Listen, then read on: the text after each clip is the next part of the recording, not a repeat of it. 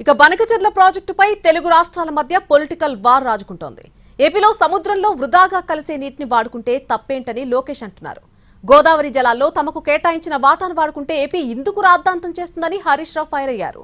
గోదావరి నదిపై ప్రాజెక్టులు పూర్తి చేస్తే ఏపీ నాయకులు ఇవాళ మాట్లాడేవారా అని భట్టి విక్రమార్క కౌంటర్ ఇచ్చారు.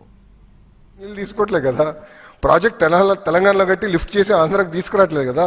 జలాలు తెలంగాణ దాటి ఆంధ్ర భూభాగంలోకి వచ్చిన తర్వాత ప్రాజెక్ట్ కట్టి లిఫ్ట్ చేస్తున్నాం ఆ నీళ్ళని. వాట్ ఈస్ రాంగ్ అని నేను స్ట్రైట్ గా ప్రశ్నిస్తున్నా.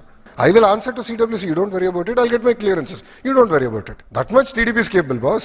లోకేష్ గారు ఏమంటున్నారు, సముద్రంలో కలిసే నీళ్లు కదా మేము తీసుకపోతే తప్పేంది అని ఆయన గారు నిన్న మాట్లాడుతున్నాడు. నేను అంటున్నా, మరి సముద్రంలో కలిసే నీళ్ళు అయితే ఉమ్మడి ఆంధ్రప్రదేశ్లోనే గోదావరి నదిలో 1480 టీఎంసీల నీళ్లున్నాయి, 968 తెలంగాణకు, 512 ఆంధ్రప్రదేశ్కు అని ఉమ్మడి ఆంధ్రప్రదేశ్లోనే ఆ రోజు నిర్ణయించిండ్రు.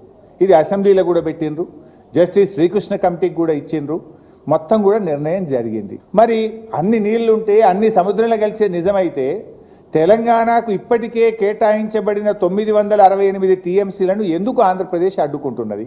ఆ 968 టీఎంసీలకు లోబడి తెలంగాణ కడుతున్న ప్రాజెక్టులకు ఎందుకు ఆంధ్రప్రదేశ్ ప్రభుత్వం అడ్డు చెప్తున్నది? దీనికి సమాధానం చెప్పండి. ఆంధ్రాలో ఉన్నటువంటి ఒక పెద్ద ఆయన మాట్లాడుతా నేను బనకచెర్ల కడతా అంబేద్కర్ ప్రాణహిత చేవెళ్ళ పూర్తి చేసినా, లేకపోతే దేవాదులు పూర్తి చేసినా, లేకపోతే సీతమ్మ సాగర్ నువ్వు చెప్పి రీడిజ్ అని చెప్పినటువంటి సీతారామ ప్రాజెక్టు పూర్తి చేసినా, ఇవాళ ఆయన నా ఫ్లడ్ వాటర్ నీళ్ళిది వృధాగా సముద్రంలో పోయే నీళ్లే కదా, పోలవరం తర్వాత వృధాగా పోయే నీళ్లే కదా, మేము కట్టుకుంటే మీకెందుకు బాధ అంటున్నాం. అవే వృధాగా పోయే నీళ్లు కాదు, మేము ఇంకా కట్టుకోవాల్సినటువంటి ప్రాజెక్టులు పూర్తి చేయకపోవటం వల్ల కిందకి నీళ్లు వృధాగా పోతా ఉంది. ఇవాళ నువ్వు ఫ్లడ్ వాటర్ నేను కట్టుకుంటా పోలవరం తర్వాత సముద్రంలోకి పోయే నీళ్లే కదానంటే అట్లా